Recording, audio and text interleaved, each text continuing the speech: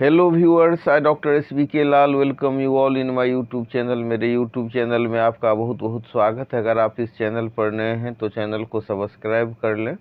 आज का video conservative forces और नॉन कंजर्वेटिव फोर्सेस पर है। तो आइए सबसे पहले हम समझते हैं कि कंजर्वेटिव फोर्सेस क्या होता है। तो ऐसे फोर्स जो पाथ इंडिपेंडेंट होता है, यानी कि वर्क डन पाथ इंडिपेंडेंट होता है और पोजीशन डिपेंडेंट होता है। वहीं हम अगर नॉन कंजर्वेटिव फोर्स की बात करें तो non conservative force path dependent होता है, यानी कि नॉन कंजर्वेटिव फोर्सेज ऐसे फोर्सेज हैं जिसमें वर्क डन पाथ डिपेंडेंट होता है। फिर से इसको समझ लीजिए, बढ़िया से समझिए कि कंजर्वेटिव फोर्स क्या होगा तो पाथ इंडिपेंडेंट, और नॉन कंजर्वेटिव फोर्स क्या होगा तो पाथ डिपेंडेंट। सबसे बेसिक आपको ये चीज़ हो गया।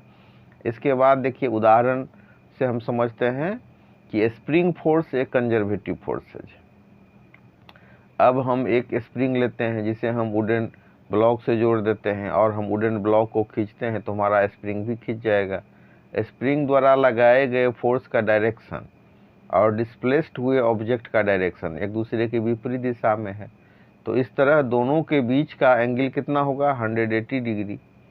तो इस तरह से जो हमारा वर्क डन होगा, यानी इसको हम W1 से अगर डिनोट करते हैं तो हम लिखेंगे W1 बराबर FS cos थीटा, और थीटा का वैल्यू अगर मतलब 180 डिग्री है। क्यों 180 डिग्री है?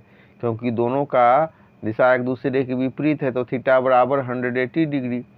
तो cos 180 डिग्री बराबर कितना होता है -1। तो इस तरह से हम लिख सकते हैं WN बराबर FS cos थीटा बराबर FS cos 180 डिग्री।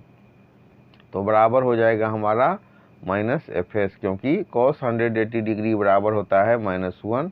अब आइए हम वर्क 2 को कैलकुलेट करते हैं। तो वर्क 2 बराबर हो जाएगा FS cos थीटा, और यहाँ पर जब डिस्प्लेसमेंट का डायरेक्शन और फोर्स का डायरेक्शन सेम होगा तो थीटा बराबर 0 डिग्री।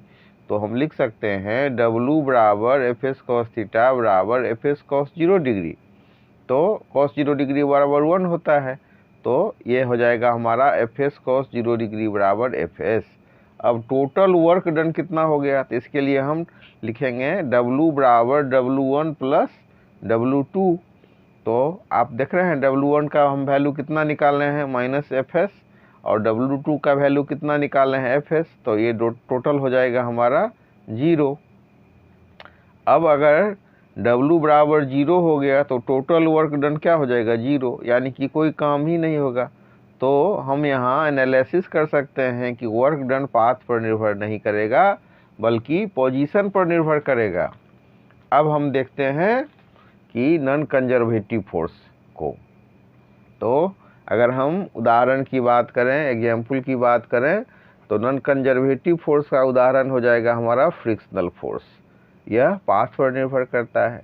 तो जिस पर हम वुडन ब्लॉक को खिसकाने का कोशिश करते हैं, खिसकाने के लिए एक फोर्स लगाते हैं, तो फ्रिक्शनल फोर्स उसके विपरीत दिशा में लगता है। तो कंजर्वेटिव जो हमारा फोर्स है उसको हम फ्रिक्शनल फोर्स की मदद से समझाते हैं कि जिधर हम वुडन ब्लॉक को खिसकाने के लिए फोर्स लगाते हैं तो फ्रिक्शनल फोर्स किधर लगेगा, उसके विपरीत दिशा में। अब विपरीत दिशा में जो फोर्स लगता है तो फोर्स का डायरेक्शन और डिस्प्लेस्ड जो ऑब्जेक्ट है उसका डायरेक्शन क्या होगा, डिस्प्लेस्ड होने का डायरेक्शन एक दूसरे के ऑपोजिट होगा। तो हम लिख सकते हैं W1 बराबर FS cos थीटा और थीटा बराबर 180 डिग्री। तो हो जाएगा FS cos थीटा बराबर FS cos 180 डिग्री। तो ये बराबर हो जाएगा -FS के।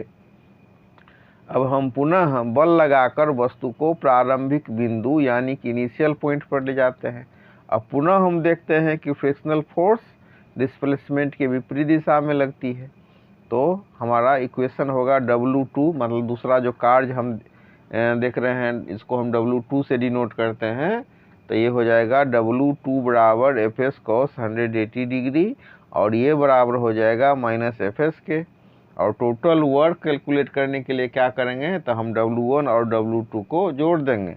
तो हमारा इक्वेशन बनेगा, हमने यहाँ पर कितना कैलकुलेट किया है, W1 बराबर -FS, और W2 बराबर कितना कैलकुलेट किया है -FS। तो W1 प्लस W2 बराबर क्या हो जाएगा, माइनस एफ एस बराबर 2Fs। तो इस तरह से फोर्स यानी कि नॉन कंजर्वेटिव फोर्स पोजीशन पर निर्भर नहीं करता है। अब हम देख रहे हैं, थोड़ा सा इसको समझने के बाद प्रॉपर्टीज को समझते हैं। तो प्रॉपर्टीज ऑफ कंजर्वेटिव फोर्स क्या होगा, Fx बराबर, अगर हम कंजर्वेटिव फोर्स को हम Fx से डिनोट करते हैं तो हमारा हो जाएगा Fx बराबर माइनस dUx अपॉन dx।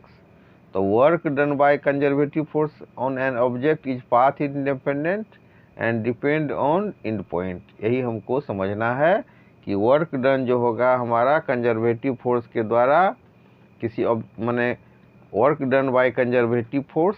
अब हमेशा ध्यान रखिए कि कार्य जो होता है वो बल के द्वारा होता है।